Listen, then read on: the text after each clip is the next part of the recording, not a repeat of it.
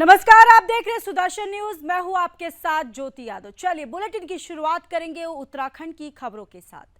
CM Pushkar Singh Dhami Tehri जिले में आपदा प्रभावित क्षेत्र घूत पहुंचे। यहां वो आपदा पीड़ित दुर्गा देवी से मिले। इस दौरान वो भावुक हो गई। उन्होंने क्षेत्र के पीड़ितों को हर संभव मदद का आश्वासन दिया। सीएम धामी ने कहा कि जिला प्रशासन को कहा गया है कि आसपास के क्षेत्रों का आकलन करें और प्रभावित की हर संभव मदद भी की जाए।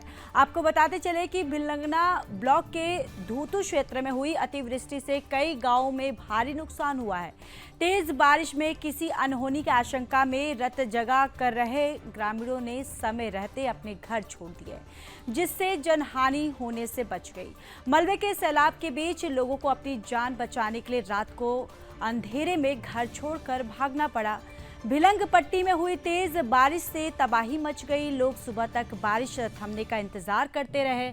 जगह जगह हुए भूस्खलन और उफान पर और गाढ़ गदेरों में आए मलबे की चपेट में आने से कई आवासीय मकान तबाह हो गए। अतिवृष्टि से आए मलबे से जोगेड़िया गांव की धनपति देवी पत्नी चैत सिंह का 4 कमरों का मकान, रसोई घर और शौचालय ध्वस्त हो गया।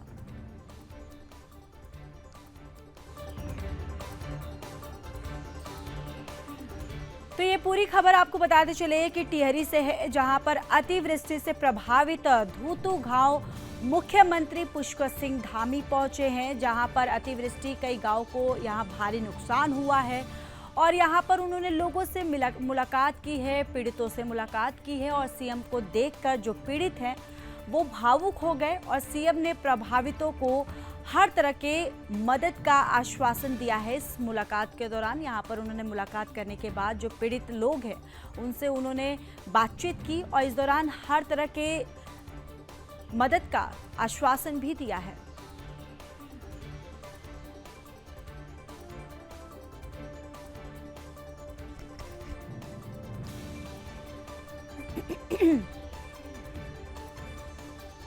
खबर विकास नगर से, जहां Kailash river bed minerals company के कर्मियों और ट्रक संचालकों के बीच हुए विवाद और मारपीट का मामला तूल पकड़ता जा रहा है, जिसके चलते दून डंपर जन कल्याण समिति के बैनर तले टूक और डंपर जो ट्रक और डंपर संचालकों ने कंपनी पर तानाशाही और पुलिस पर एक तरफा कार्रवाई का आरोप लगाते हुए अनिश्चितकालीन हड़ताल शुरू कर दी है।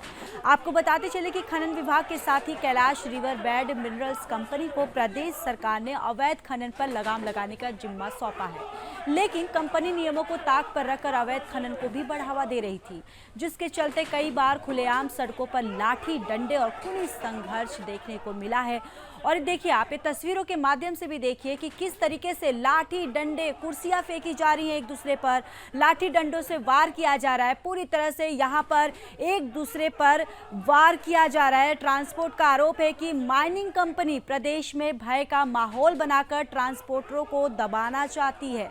ट्रांसपोर्टरों का आरोप है कि पुलिस भी माइनिंग कंपनी के प्रभाव में आकर एक तरफा कार्रवाई कर रही है और चालकों परिचालकों सहित ट्रांसपोर्टरों पर मुकदमे दर्ज कर रही है। दून डंपर जन कल्याण समिति ने चेतावनी दी है कि हड़ताल तब तक जारी रहेगी जब तक निष्पक्ष जांच नहीं हो जाती और माइनिंग कंपनी के खिलाफ कार्रवाई नहीं होती। तो विकास नगर से ये खबर सामने आ रही है। यहाँ ट्रक यूनियन ने अनिश्चितकालीन हड़ताल किया है। मारपीट मामले में डंपर मालिकों की हड़ताल की गई है और जब तक निष्पक्ष जांच नहीं होती तब तक ये हड़ताल जारी रहेगा। उनके द्वारा ये बातें कही गई। आरोपी कंपनी के कर्मचारियों पर कार्रवाई की मांग भी की गई है। प्रदेश के मुख्यमंत्री जी का पहले तो मैं धन्यवाद देना चाहता हूं कि उन्होंने इस खनन को स्ट्रीमलाइन करने के लिए अपने प्रयास का एक परिचय दिया है। परंतु परिचय देने के बाद क्या है कि जो समस्या हमारे साथ खड़ी हो रही है वो इस कंपनी को लेके हो रही है। कंपनी का कोई भी क्लियर कट पॉलिसी नहीं बता रहे हैं कि हमने काम कैसे करवाना है। अब काम तो जैसे वो करवा रहे हैं ठीक है, लेकिन अब काम करते करते गुंडई पे उतारू हो गए। अब गुंडई तो बॉस कोई भी आदमी इस समाज में बर्दाश्त नहीं करता, क्योंकि हम व्यापारी हैं, झगड़ा तो हम करना चाहते नहीं। अब 18 और 19 तारीख को जो घटना घटी है उस विषय पे लेके मैं आपको संज्ञान देना चाहता हूँ कि हम लोग काम करना चाहते हैं, लड़ाई झगड़े का हमारा कोई औचित्य नहीं है। परंतु अगर इसी तरह ये काम होता रहा तो शायद हम लोग ये काम ना कर पाए। इसी के लिए हम कह रहे हैं कि भैया जब तक इस सारी व्यवस्था की बातचीत नहीं हो जाती तब तक हम अपनी गाड़ियों को नहीं चलाएंगे। इसके अलावा हमारा कोई एजेंडा है नहीं कि जो भी पॉलिसी होगी बैठ के बातचीत होगी। हम चाह रहे हैं कि कोई व्यवस्था बने लेकिन वो सब जगह सार्वजनिक हो, एसओपी जारी हो और क्लियर कट मेंशन हो जाए भाई आपको इस पर्दी में चलना है और इस पर्दी से आप बाहर जाएंगे तो इसके जिम्मेवार हम लोग स्वयं होंगे। लेकिन अगर वो है कि आपने कह दिया ऐसे चलना है, बाद में और डिपार्टमेंट भी दुखी कर रहे हैं, तो हम उस चीज को नहीं चाह रहे। हम चाह रहे हैं कि एक तरफा एक व्यवस्था हो जाए। एक कंपनी की मनमानी चल रही है जो परसों 18-19 तारीख की रात में हमारे कंडक्टर के साथ मारपीट हुई और फिर पुलिस द्वारा एक तरफा कार्रवाई जो की गई उसका जो है विरोध है। उसी विरोध में हम आते हैं और प्राइवेट कंपनी का जो है तानाशाही रवैया है और वो यहाँ पर हमारे प्रदेश में गुंडा राज एक किस्म से कायम करवाने का प्रयास कर रही है जिसका हम सब लोग विरोध करते हैं। और मैं तो मीडिया के माध्यम से शासन प्रशासन और पुलिस को कहूँगा कि निष्पक्ष कानून के तहत कार्रवाई की जाए। किसी एक कंपनी के दबाव में आके मुझे नहीं पता कि क्या दबाव है या नहीं है, पर दबाव में आके जो एक तरफा कार्रवाई की जा रही है उसके विरोध में हम सब लोग बैठे हैं और हमारा ये अनिश्चितकालीन धरना रहेगा जब तक हमको न्याय नहीं मिलेगा।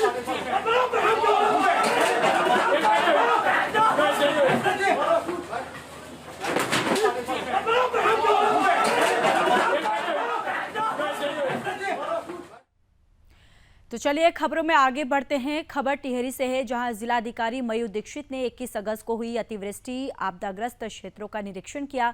डीएम ने कहा जो घर सेफ नहीं है उन लोगों को दूसरी जगह शिफ्ट किया जाएगा। उनके घर सुरक्षित नहीं है जिनके, वो लोग किराए पर भी जा सकते हैं। सबसे पहले लोगों को सुरक्षित करना ताकि कोई भी जनहानि ना हो।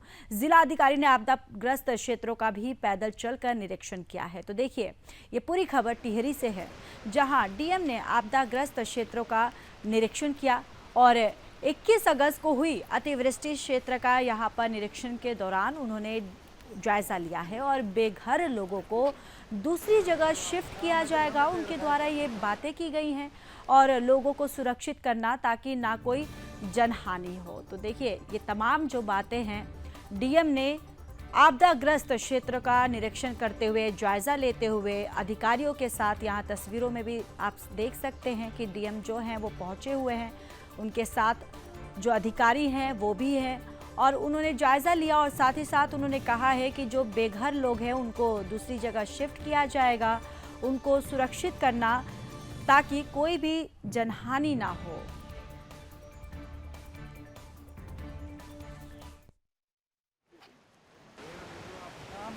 लोगों को रुकाया है क्योंकि उनको इसलिए रुकाया क्योंकि उनके घर में भी हमको लगता है कि अभी सेफ नहीं होगा, तो जब तक सेफ्टी नहीं होती उनको सेफ जगह रुकाएंगे और अगर उनको किराए पे जाने का होगा तो किराए पे भी जा सकते हैं। अगर उनका घर सेफ नहीं होगा उसका जो भी धनराशि होगी राज्य सरकार वहन करती है उसका। इसमें प्राथमिकता जैसा आपको पता है पहली है कि किसी को भी कोई हानि ना हो, सब सुरक्षित रहें, तो उसी डायरेक्शन में काम किया जाता है।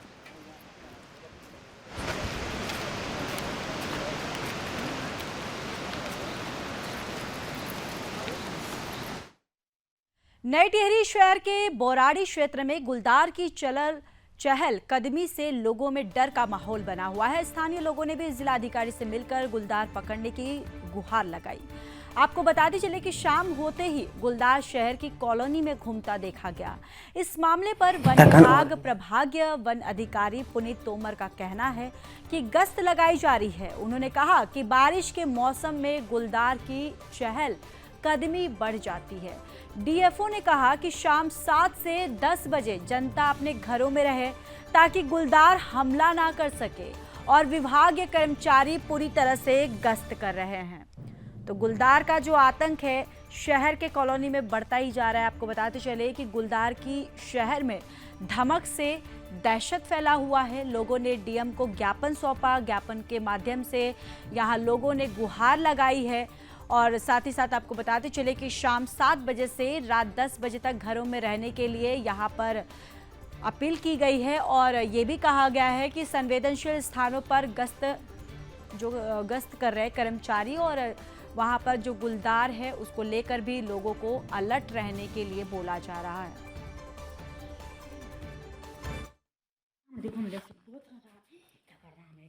हम जो है ऑलमोस्ट 60 to 70% वन क्षेत्र से घिरे हुए हैं।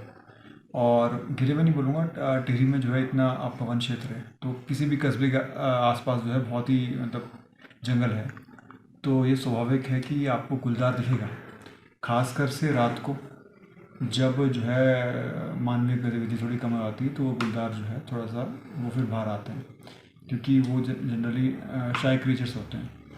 अब आजकल बरसात का मौसम है, तो बरसात के मौसम में थोड़ा सा इनकी सक्रियता और बढ़ जाती है।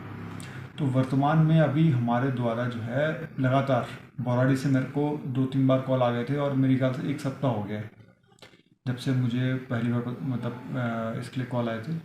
तो वहाँ पे हमारी टीम लगातार जो है गश्त कर रही है रात को ही नहीं, मतलब जो आपके 7 से लेके 10 का टाइम होता है, जब लोग थोड़ी गतिविधि बची हुई होती है, हम ये अपेक्षा करते हैं कि 10 बजे के बाद जो है जनता जो है अपने घरों में होगी, क्योंकि और उसके टाइम जब शाम के वक्त से लेके जब लोग अपने घरों में जाते हैं 10 बजे के आसपास तक या 10:30-11 बजे तक, तब तक हम लगातार जो है पेट्रोलिंग कर रहे हैं, और उससे जो है मतलब स्थिति जो है मतलब उस पर कंट्रोल है।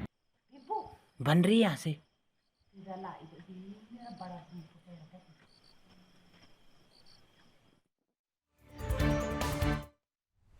मसूरी में लगातार हो रही बारिश से भारी नुकसान हो रहा है। मसूरी में पिक्चर पैलेस बस स्टैंड पर भारी भूस्खलन होने से नगरपालिका द्वारा निर्मित बस स्टैंड पर बने यात्री शेल्टर के साथ बिजली का ट्रांसफार्मर क्षतिग्रस्त हो गया।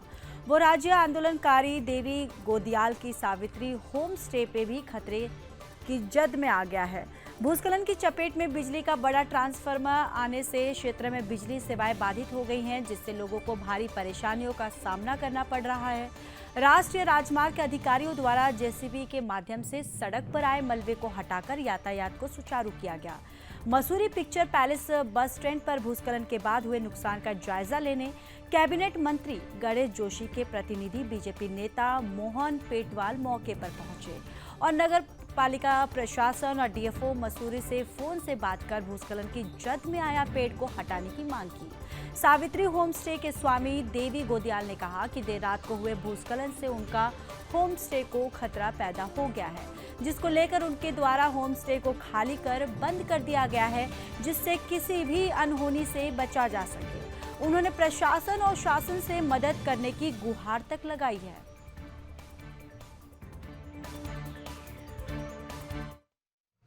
रात भर से ही घबराए हुए हैं सब लोग, और वो होम स्टे तो बंद ही कर दिया, क्योंकि लगातार बारिश भी हो ही रही है, और अभी भी बारिश होगी तो अभी भी कुछता और जा सकता है, जिससे जो है मेरा होम स्टे बिल्कुल खतरे की जद में है। बिल्कुल किसी टाइम भी कोई घटना हो सकती है। आपके होम स्टे के ऊपर एक बड़ा पेड़ भी है जो कभी भी गिर सकता है, तो इसको लेकर हाँ, इसको भी मैंने भी फ़ोन किया, लेकिन सब लोगों ने कर दिया है फ़ोन, तो कार्रवाई तो हो रही है। कह रहे हैं कि हम अभी आ रहे हैं, कटवा रहे हैं। अब थोड़ा जल्दी हो जाता, क्योंकि ये बिल्कुल एकदम रिस्क में है। किसी टाइम भी अगर बारिश भी होगी या धूप भी होगी तो गिरेगा ये तुरंत। निश्चित ही पिछले साल भी यहाँ पर जो रामप्रिया हाउस है, इसके यहाँ पे कुछ पेड़ थे, वो पेड़ गिरे थे, और इस साल भी अभी आपने देखा होगा कि कल 1:30 बजे के आसपास यहाँ पर ये घटना हुई है। तो निश्चित ही जो मालिक है उनको जो है इस बारे में जानकारी होगी, और मुझे लगता है कि अतिशीघ्र उनको यहाँ पे जो है अपने जो निर्माण कार्य है वो करना चाहिए। फॉरेस्ट विभाग के भी यहाँ पे लोग आए थे, डीएफओ साहब से बात हुई थी, तो उन्होंने कहा कि हम इस पेड़ को बहुत जल्दी से यहाँ पे कटवा देंगे। यही नहीं, जो बगल में एक होम स्टे है और रेस्टोरेंट है गोदियाल जी का, वो भी इस जद में है। मुझे लगता है कहीं ना कहीं प्रशासन को उसके लिए भी कोई व्यवस्था करनी चाहिए, ताकि इससे पहले कोई और घटना हो, उससे जो है कहीं ना कहीं उसका रोकथाम और उसकी सुरक्षा की दृष्टि से जो है शासन प्रशासन को इसमें जो है कदम लेने चाहिए। और मैं मानता हूँ कि अभी गैरसैंण में माननीय मंत्री जी हैं, जो क्षेत्रीय विधायक भी हैं, जैसे आप वहाँ से लौटेंगे वो भी निश्चित इसका दौरा करेंगे, और जो भी उचित कार्रवाई होगी उसको किया जाएगा।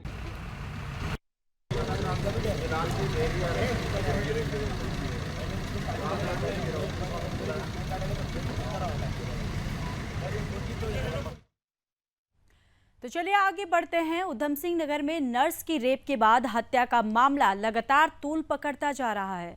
घटना के बाद विरोध प्रदर्शन का दौर लगातार जारी है। पुलिस प्रशासन द्वारा एक आरोपी को गिरफ्तार कर उसे जेल भेजने और एसएसपी द्वारा मामले की जांच के लिए एसआईटी का गठन किए जाने के बाद भी रोष थमता हुआ नजर नहीं आ रहा।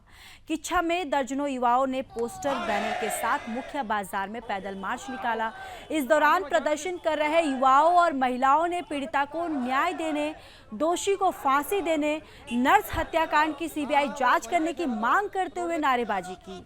प्रदर्शन के दौरान रुद्रपुर से मृतका के परिजन भी किच्छा पहुंच गए और प्रशासन पर तमाम गंभीर आरोप लगाए गए। मृतका के पिता ने कहा कि वह रुद्रपुर पुलिस और एसआईटी जांच से संतुष्ट बिल्कुल नहीं है और जब तक पूरे मामले की सीबीआई जांच नहीं कराई जाएगी उनका विरोध जारी रहेगा। घटनाओं पर रोक लगाने के लिए दोषियों को तुरंत फांसी दे, जब तक कानून का डर अपराधियों पर कायम होगा।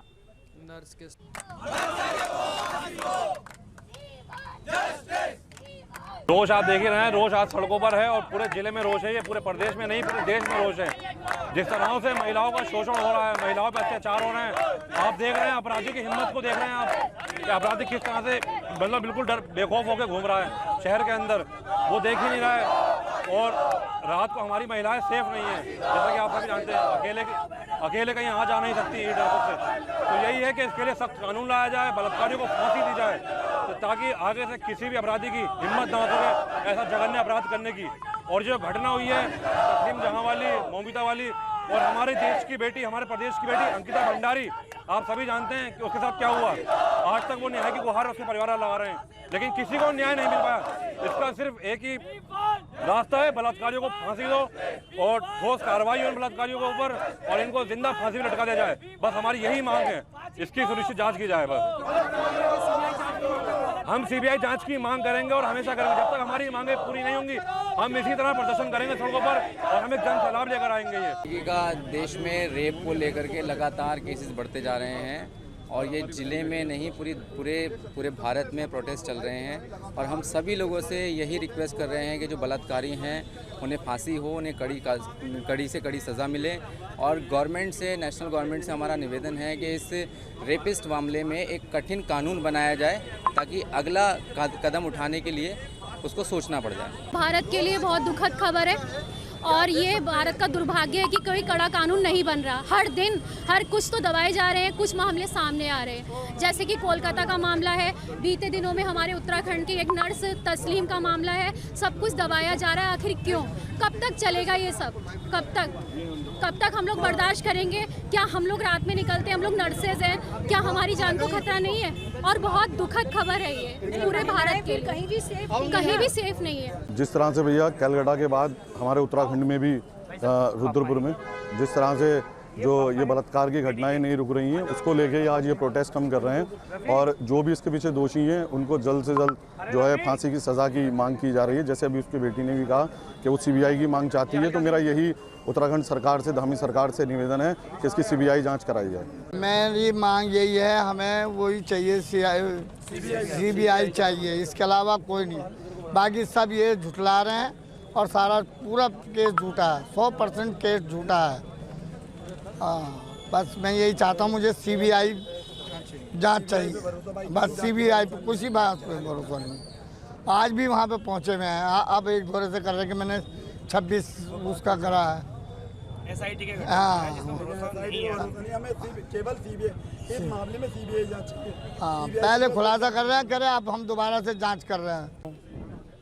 को फांसी दिए जाने की मांग की गई पूरे देश में, कलकत्ता, देहरादून और। तो चलिए अब बात हल्द्वानी की कर लेते हैं। हल्द्वानी में सामाजिक संस्था अभ्युदय का एक परिवर्तन द्वारा लोगों में मोटे अनाज को लेकर जन जागरूकता फैलाने के लिए विशाल कार्यक्रम का आयोजन किया गया, जिसमें परिवर्तीय क्षेत्र के मोटे अनाजों के उत्पाद और स्टॉल लगाए गए। यही नहीं, कार्यक्रम में आए सैकड़ों लोगों ने पहाड़ के उत्पादों का स्वाद लिया। आयोजकों का कहना है कि पर्वतीय क्षेत्र में मोटे अनाज की भरमार है। केंद्र सरकार भी मिलेट्स यानी मोटे अनाज को लगातार बढ़ावा दे रही है, जो स्वास्थ्य के प्रति बेहद लाभकारी भी है।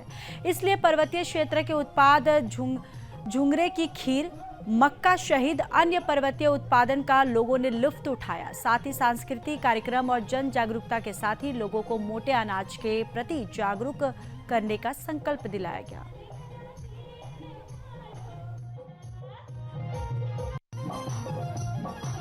अनाज का प्रचार प्रसार किया है जो कि सेहत के लिए बहुत स्वास्थ्यवर्धक भी है। और कहीं ना कहीं आज के युवा जो जंक फूड की गिरफ्त में आ रहे हैं, चाइनीज फूड की गिरफ्त में आ रहे हैं, तो कम से कम स्वदेशी हमारे जो अनाज है उसकी ओर अग्रसर होंगे। और पहाड़ों में हम अगर मोटा अनाज पैदावार करते हैं तो इससे रोजगार भी मिलेगा हमारे क्षेत्र के लोगों को, और स्वस्थ भी रहेंगे जो आज के समय की बहुत नितांत आवश्यकता है। तो इस कार्यक्रम के लिए मैं उन्हें बधाई भी देना चाहता हूँ और साथ साथ उनके जन्मदिन की भी बधाई देना चाहता हूँ।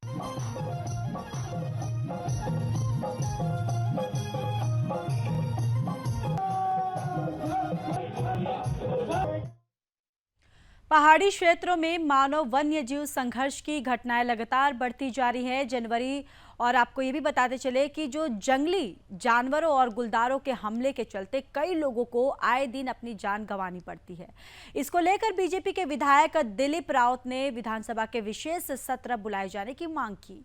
उन्होंने कहा कि इस सत्र के दौरान सभी विधायक एक ही मुद्दे पर विचार से और यहाँ पर विस्तार से चर्चा करेंगे और उसके लिए एक कड़ा कानून बनाया जाएगा। विधायक दिलीप रावत ने कहा कि वो मुख्यमंत्री पुष्कर सिंह धामी से इस बात को लेकर पहले मुलाकात कर चुके हैं और विधानसभा में भी वो लगातार इस सवाल को उठाते रहे। आपको बताते चले कि हाल ही में पौड़ी जिले के कोटा गांव में गुलदार ने 5 साल के मासूम को अपना निवाला बना लिया था। बताया जा रहा है कि रक्षाबंधन पर बच्चा अपनी मां के साथ नानी के घर आया था। वही विधायक दिलीप रावत ने गुलदार को आदमखोर घोषित करने के साथ ही मारने की भी मांग की है। प्रदेश की वन मंत्री सुबोध उनियाल ने कहा कि गुलदारों को मारे जाने और वन विभाग को लेकर अलग नीति केंद्र सरकार का मामला है। और इस दौरान सुदर्शन न्यूज के ब्यूरो चीफ कृष्ण कुमार ने विधायक महंत दिलीप रावत से खास बातचीत की है। इस दौरान उन्होंने क्या कुछ कहा, आप भी सुनिए।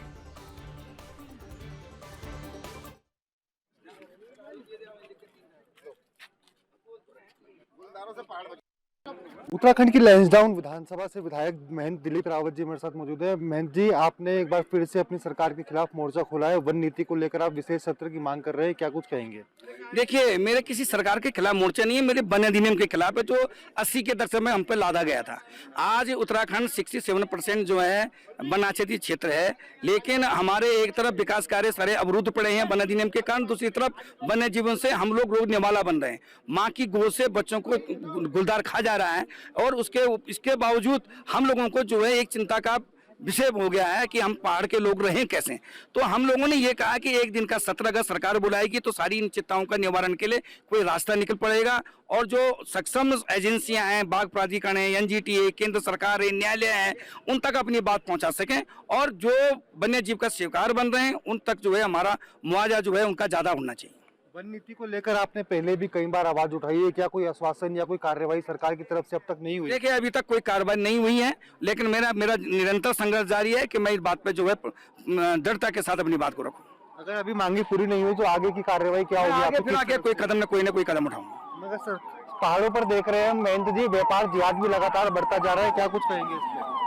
व्यापार जिहाद, लोग नाम बदल कर अपना व्यापार करते हैं, चाहे हम चारधाम यात्रा की बात करें, केदारनाथ की बात करें, बद्रीनाथ की बात करें, हिंदुओं की यात्रा जो है वो मर्यादित उनकी भंग होती है। अरे इस पे नहीं बोल रहा भाई, मैं आज एक ही पॉइंट पे बोलूँ। तो बिल्कुल ये थे हमारे साथ लैंसडाउन से विधायक महंत दिलीप रावत जी, जिन्होंने सुदर्शन न्यूज से खास बातचीत की। कैमरा पर्सन गौरव के साथ मैं कृष्णा कुमार, सुदर्शन न्यूज, भराड़ीसैन।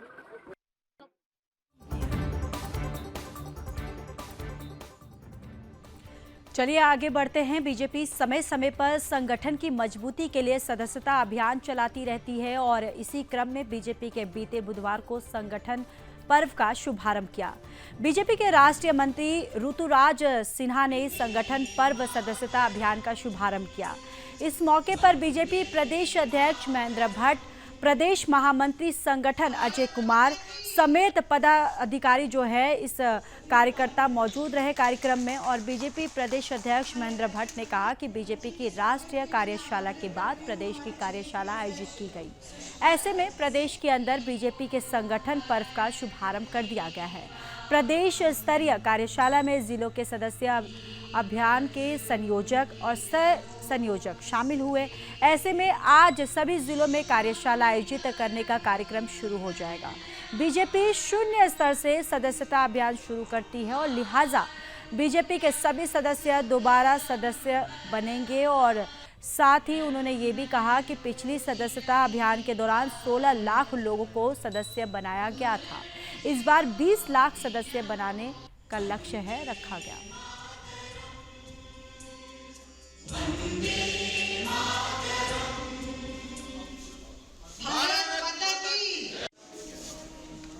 भारतीय जनता पार्टी लोकतांत्रिक पार्टी है।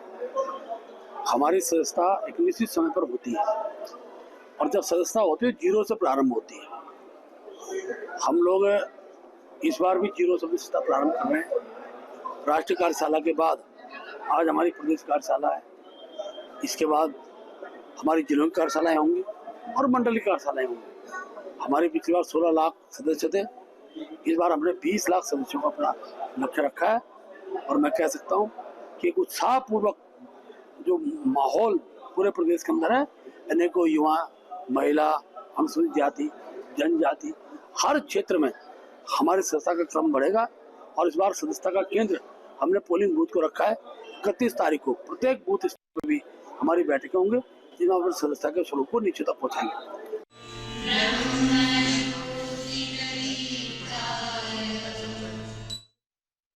जनपद टिहरी गढ़वाल देवप्रयाग विधानसभा के कीर्तिनगर विकास खंड के गांव कोटी ढूंढसीर का जूनियर हाई स्कूल अपनी बदहाली का रोना रो रहा है।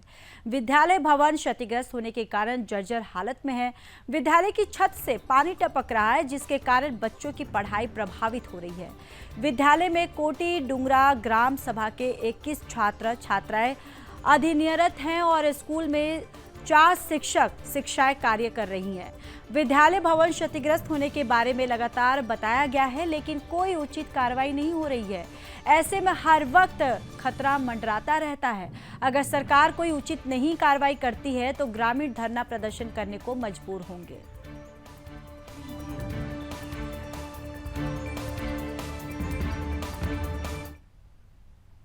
उत्तराखंड के बुलेटिन में फिलहाल के लिए बस इतना ही। बाकी देश और दुनिया की तमाम बड़ी खबरों के लिए देखते रहिए सुदर्शन न्यूज। जय हिंद।